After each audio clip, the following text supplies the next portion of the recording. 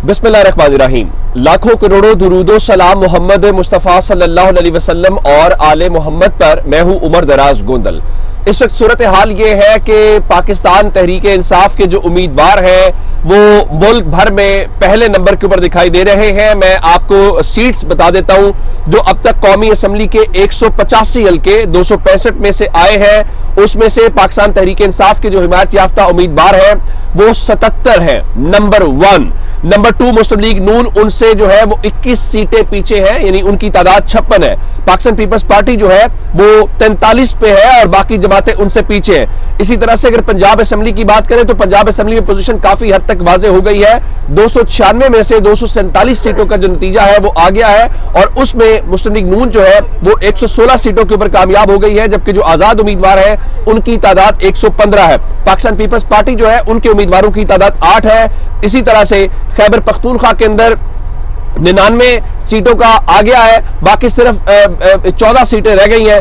पाकिस्तान तहरीक इंसाफ के जो उम्मीदवार हैं 81 नंबर के साथ नंबर 1 है। 2/3 मेजॉरिटी मुस्लिम लीग नून की 5 और JUIF की भी 5 है। इसी तरह से अब ये सूरत हाल तो हो गई वहां पे, लेकिन अब भी कोशिश जो की जा रही है वो कोशिश क्या की जा रही है, लोगों के नताइज रोके गए हैं, गड़बड़ करने की कोशिश की जा रही है, वोट्स मुस्तरद किए गए हैं। मैं आपको उसकी एक मिसाल देना चाहता हूं हल्का NA 148 मुल्तान की, जहां पे जीतने वाला जो उम्मीदवार करार पाया है वो यूसुफ रजा गिलानी है, जिनका ताल्लुक पाकिस्तान पीपल्स पार्टी से है। आप यूं समझे उनके वोट बनते हैं 67,326।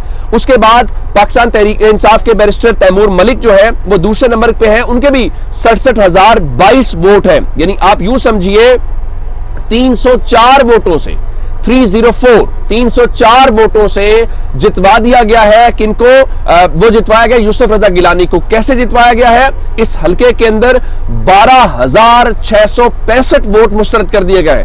इसी तरह से अगर आपको याद हो तो मेहरबानो कुरैशी को जहां हराया गया 16,500 वोट वहां पे मुस्तरद किए गए हैं। अब इस बुनियाद के ऊपर अगर आप ये सारा कुछ कर रहे हैं और इस तरह से पाकिस्तान तहरीक इंसाफ की सीटें कम की जा रही हैं या उनको रोकने की कोशिश की जा रही है तो फिर ये जुल्म अजीम है। नंबर 2 एक और जो अहम मामला है वो आप जानते हैं कि रिहाना इम्तियाज डार साहिबा जो है, जो सियालकोट का हल्का है, सियालकोट के हल्के के अंदर वहां पे वो उम्मीदवार थे और उन्होंने वहां पे वो जीते या जीतने की उस पोजीशन के अंदर थे। लेकिन हुआ क्या कि कल तक जो रिहाना इम्तियाज डार साहिबा है वो जीतने की पोजीशन के अंदर थी NA 71 के अंदर, और अचानक से पता चला कि नहीं जी, ख्वाजा आसिफ जो है उन्होंने 1,18,566 वोट हासिल किए हैं और उनके मुकाबले में जो रिहाना इम्तियाज साहिबा है उन्होंने 1,02,72 वोट हासिल किए हैं। तो इस तरह से तकरीबन 18,18,000 की लीड के साथ उस ख्वाजा आसिफ को जो है वो जितवा दिया गया है। गो के जो उमर डार की वालदा रिहाना डार है वो कह रही है कि वो इस किस्म के नताइज को किसी सूरत भी कबूल नहीं करेंगे और उनके मुताबिक वो इससे दस्तबरदार नहीं होंगे, बल्कि वो तमाम कानूनी जो राब्ते हैं या चीजें हैं उसके ऊपर जाके अपने उन फोरम्स का इस्तेमाल किया जाएगा। इसी तरह से शेर अफजल मरवत का जो हल्का है वहां पे रिजल्ट जारी नहीं हुआ। वहां पे लोगों की एक बड़ी तादाद जो है वो इस वक्त भी RO ऑफिस के बाहर मौजूद है और अवाम बाहर निकल चुकी है, जो कह रहे हैं कि आप हमारे नताइज जारी करें, आप हमें हरा रहे हैं तो भी जारी करें, हमें जितवा रहे हैं तो भी जारी करें, लेकिन कम से कम हमें नताइज जरूर दें। इसी तरह से बहावलपुर के अंदर समीउल्लाह चौधरी जो है तहरीक इंसाफ के उम्मीदवार, वो भी धरना देके बैठे हुए हैं, वो भी वाज़े बर्तरी से जीत चुके हैं, लेकिन नतीजा वहां पे भी रोक लिया गया। इसी तरह से NA 98 समंदरी की खबर है, वहां पे भी रिटर्निंग अफसर के दफ्तर के बाहर पाकिस्तान तहरीक इंसाफ के जो लोग हैं वो एक बड़ी तादाद के अंदर जमा है और वो यही एहतजाज करते हुए नजर आ रहे हैं कि फॉर्म 47 दे, देखिए फॉर्म 45 दे।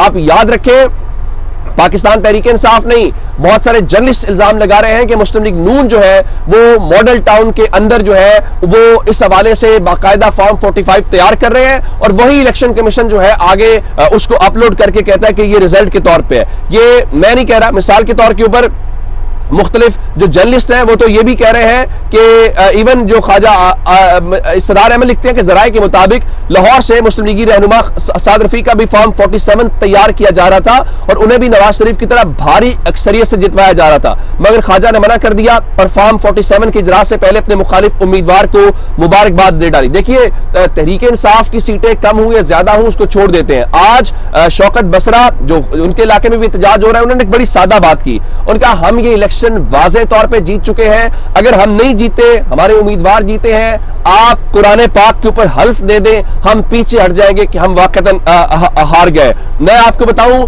मुल्क भर में पाकिस्तान तहरीक इंसाफ वाज़े हुकूमत, अगर तहरीक इंसाफ होती तो शायद 2/3 के करीब होती। उन सीटों के ऊपर पाकिस्तान तहरीक इंसाफ की बर्तरी है। कैसे तब्दील की जा रही है, मैं आपको एक मिसाल देता हूं। मंडी बहाउद्दीन का हल्का है NA 68, वहां पे हाजी इम्तियाज कामयाब हो गए हैं, उन्होंने वोट हासिल किए 1,66,093। उनके मुकाबले में मुशाहिद रजा जो है वो कैप्टन सफदर के कारोबारी पार्टनर है, वो हार गए हैं।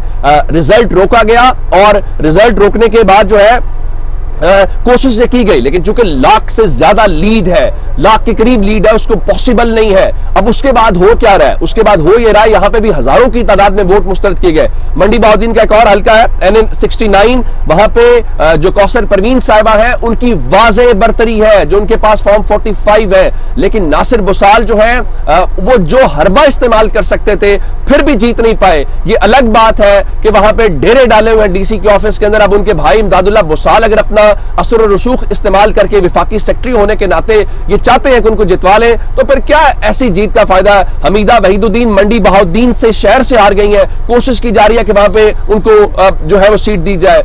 साजिद भट्टी वहां पे, कहने का मतलब ये है कि मंडी बहाउद्दीन के मुतालिक कहते थे कि ये तो हुकूमती हवा के साथ चलता है, जो जमात हुकूमत बना रही होती है जिसके बारे में उसके साथ चलता है। तहरीक इंसाफ मंडी बहाउद्दीन ने इस बार उस तारीख को बदल दिया है, वो नहीं जा रहे, वो उस जमात के साथ खड़े हुए, बासमा रियाज बाकी सब जो आपको याद होगा मंडी बहाउद्दीन में चंद रोज पहले जो एक कारकुन तहरीक इंसाफ के जो है अहमद खान साहब, उनको पुलिस हिरासत में उनकी जान गई। तो वहां पे मंडी बहाउद्दीन का फैसला यह है कि वो तहरीक इंसाफ और इमरान खान के साथ खड़े हैं। अब तमाम तर हरबों के बावजूद मंडी बहाउद्दीन में क्लीन स्वीप जो है होता हुआ हमें दिखाई दिया। अच्छा, ये बात जरूर है, शेर अफजल मरवत ने कहा है कि पुरअमन करें, एहतजाज करें, रिटर्निंग अफसरान के बाहर धरने दें। उसकी वजह यह है कि अभी इलेक्शन की हाइप बनी हुई है, अभी मौका है, आपका मैंडेट आपके हाथ से छीना जा रहा है। अब आते हैं इस बात की तरफ, जिस तरह मैंने आपको पंजाब असेंबली के अंदर बताया कि पाकिस्तान तहरीक इंसाफ अक्सरियत के अंदर है, कौमी असेंबली में as of this moment Pakistan Tehreek Insaf अक्सरियत के अंदर है। हुकूमत बनाने का ऐलान, क्या वाकईतन हुकूमत जो है वो बनाई जा रही है, इस बारे में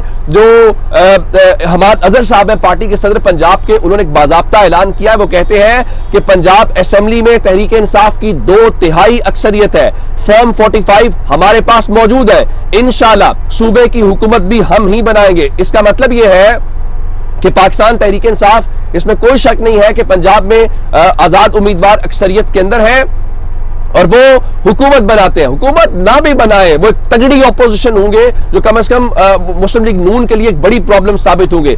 इसी तरह से कौमी असेंबली के अंदर भी यही सूरत हाल है, अभी तक अक्सरियत में है आजाद उम्मीदवार। खैबर पख्तूनख्वा में भी यही सूरत हाल है, 3 जगहों के ऊपर पाकिस्तान तहरीक इंसाफ हुकूमत बनाने की पोजीशन के अंदर है। लेकिन मैं आपको ये बात बता दूं कि इसके बावजूद जरा अंदाजा कीजिए कि यहां पे एक विक्ट्री स्पीच तैयार की गई है नवाज शरीफ की। मॉडल टाउन के अंदर मैं अभी मौजूद हूं, अभी यहां पे आतिशबाजी की गई है और नवाज शरीफ विक्ट्री स्पीच करेंगे। अब मालूम नहीं है वो किस बात की विक्ट्री स्पीच करेंगे। यही बात उनके अपने जो पार्टी के रहनुमा जुबैर उमर कह रहे हैं, जी हमारी सीटें 46 है, तहरीक इंसाफ के उम्मीदवार जब वो बात करे तो उस 65 बढ़ गई है, तो उनका 65 है, तो नवाज शरीफ कैसे विक्ट्री स्पीच कर सकते हैं। और उनका समझ नहीं आ रही कि नून लीग किस बुनियाद के ऊपर इस जीत का या जश्न का वो दावा कर रही है। अच्छा, उसको लेके शहबाज शरीफ की चूंकि मुलाकात भी हुई तो परेशानियां तो जाहिर है बहुत ज्यादा है कि हम करें तो करें क्या। अब नवाज शरीफ को लाइन हाजिर किसने किया? अब खबरें ये हैं कि कल से ये राब्ते कर रहे हैं कि करना क्या है, मुलाकातें हो रही हैं। नवाज शरीफ मॉडल टाउन पहुंचे और शहबाज शरीफ मॉडल टाउन से जाती उमरा पहुंचे और वहां पे सलमान शहबाज और बाकी थे और उन्होंने आइंदा की हिकमत अमली के ऊपर गौर किया है कि अब क्या करें। अब ये तो तवक्को किसी को भी नहीं थी, लेकिन पाकिस्तान के लोगों ने इमरान खान की कॉल के ऊपर लब्बैक कहा है और वो निकले हैं और उन्होंने एक बड़ी तादाद के अंदर वोट देके ये बता दिया। अच्छा, इस्तीफों वाली भी आपको बात बताता हूं। अभी नवाज शरीफ की तकरीर वाली बात मैंने आपको बता दी है कि अचानक से इस्तीफे आना क्यों शुरू हो गया। देखिए, जो शायद खकान अब्बासी है वो कह रहे थे जी अवाम ने अपना फैसला सुना दिया है और मैंडेट में अगर हेरा फेरी की गई उससे अफरा तफरी मचेगी, जो इस वक्त रिटर्निंग अफसरान के बाहर आपको दिखाई दे रहा है। तो जो अवामी नेशनल पार्टी है उनके सीनियर नायब सदर अमीर हैदर होती ने अपनी शिकस्त तस्लीम की है और कहा है मैं इसके जिम्मेदार हूं, पब्लिक ने हमारे ऊपर एतमाद नहीं किया। तो इस तरह से वो अपने ओहदों से मुस्ताफी होते हुए दिखाई दे रहे हैं। अब इलेक्शन के ऊपर सवालात हैं, बहुत सारी चीजें हैं, लेकिन हुकूमत जिन्होंने कल मोबाइल सर्विस और सब कुछ बंद किया और कहा जी हमने सिक्योरिटी के लिए किया है, अगर हमें आइंदा भी करना पड़ा तो हम वो करेंगे। और उनका ये नहीं है कि जी वो एक जमात के हवाले से ये बंद करने से उनका कोई वोटर कम हो गया है। उनका जी नताइज तब्दील हम नहीं कर रहे, आजाद उम्मीदवारों का जो जीतना है वो इस बात का सबूत है। भाई अगर नताइज तब्दील नहीं हो रहे, लोगों की जीत को हार में तब्दील नहीं किया जा रहा, तो इलेक्शन में डिले क्यों है? एक मिसाल लाहौर की है।